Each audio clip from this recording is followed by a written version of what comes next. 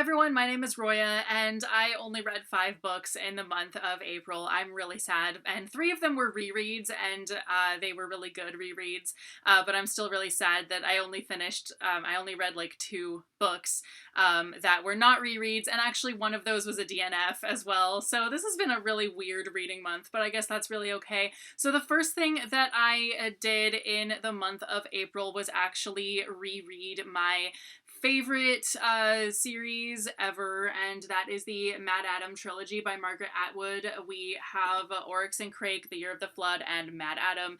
So basically, this series, this is actually like the 4th time at least that I've read Oryx and Crake, but I had never reread the first 2 after, or the second 2 after such time as I actually read them. And this was also my first time reading the whole trilogy the whole way through, which was kind of interesting because I had definitely read the first one and the second one back to back before. When the second one first came out, I read the first one for the first time, then the second one, and then read the first one again. But I had never, the third one didn't come out for a number of years after that. So this was the first time I had read the whole thing back to back. So anyway, basically this is the story of a sci-fi dystopian world, sort of, that is basically the world as we know it, only with slightly more advanced technology. People are able to get like hair transplants and other like weird things.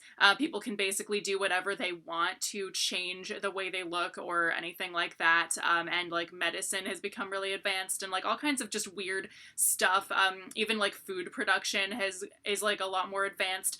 So it's this weird world. And so the first book starts off in a post-apocalyptic world after there's been an apocalypse, and then it kind of goes into a flashback of the world before the apocalypse and how it kind of got there. And then the second book kind of does the same thing with different characters' perspectives on it.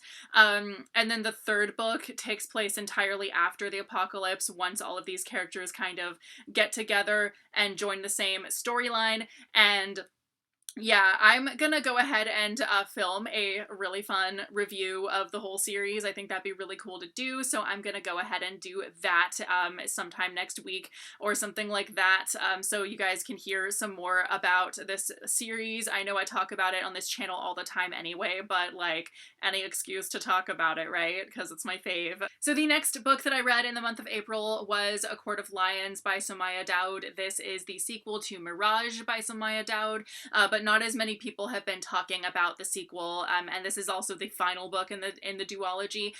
So this series is about a girl who lives on some kind of like podunk moon in the middle of nowhere, and this takes place in it's sort of a fantasy set in space. I wouldn't really call it a sci-fi exactly, but basically the main character gets captured because she is basically the exact she looks exactly the same as the much hated princess of this world, and so instead of being executed, she ends up having to pose as the princess at any sort of public anything.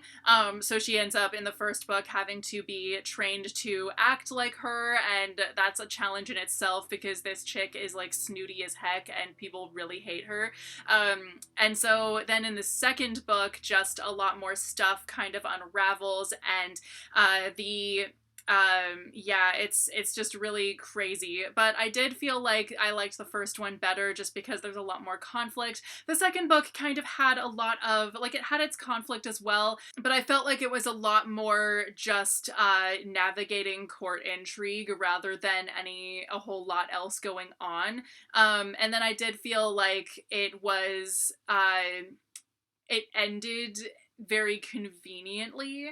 I almost felt like it was a series that actually could have used a third book. Like, I don't often say this because I do prefer duologies to trilogies any day, but I really did feel like this second book just had the ending come together way too quickly and conveniently in this like kind of rushed feeling way. So I almost felt like maybe this series could have been 3 books and it would have actually been a little bit better. But at the same time, the second book, you know, there were parts of it that dragged a lot more than the first one, because I remember loving the first one. I devoured it really quickly. But also it's really awesome because one of the main characters is revealed to be queer in the second book, and there was no inkling of it in the first book that I recall, and she gets a girlfriend in this book, so I thought that was really well done, and the romance between them was really good. It was actually even better than the other main romance that we get. So anyway, I definitely still really recommend reading the second one. I just thought the first one was better, but definitely if you liked the first one, you should definitely check out the second one. And then the last book that I finished in, or rather didn't finish, in the month of April was a DNF. I DNF'd it at 20% of the way through, and this was Curses. And this was sent to me by Penguin Teen, so thank you so much to Penguin Teen for sending this my way, but unfortunately it ended up not really being for me. So this book sounded really interesting to me from the premise. It is a Beauty and the Beast retelling where the Beast is a chick who is a princess who refused to marry whoever her mom had chosen for her, and then so she gets cursed. She has to be a beast, and so she turns into a beast at like random times of the day, I guess she turns into a beast at night, something like that. And the only way she can prevent being stuck as a beast forever is by either falling in love and having the person love her back, or settling for whoever her mom chooses. So this sounded really good, but I thought that the people's characters' motivations just changed throughout the story.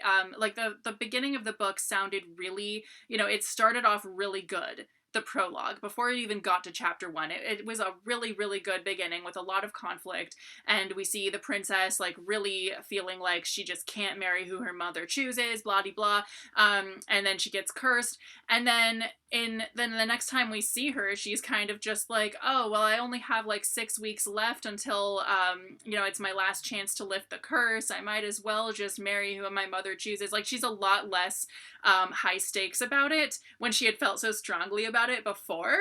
And so it was just kind of odd to me that so characters felt like and that wasn't the only one either throughout the first few chapters that I read, because I got 20% of the way through this book before I just decided to quit reading it. The characters' motivations for the most part were very flip-floppy, and the whole time I felt like we weren't getting a very good sense of who these people were, because their motivations were just constantly changing every like page practically. And there were also like any magic in it just was not clearly defined at all, and really came across as a convenient plot device, and there wasn't even that much of it. It was just kind of only showing up as a convenient plot device. And so I felt very meh about this book, and ultimately just decided to quit reading it, unfortunately. So anyway, that's all I read in the month of April. I'm sorry, this is really sad how few books I ended up reading, but that's really okay. It's not a big deal. It's about quality, not quantity anyway, and I'm really glad that I got a chance to reread my favorite series for the first time in a while. So anyway, thank you guys so much for watching. Let me know what you've read this month in the comments. I will see you very soon with a new video. Bye!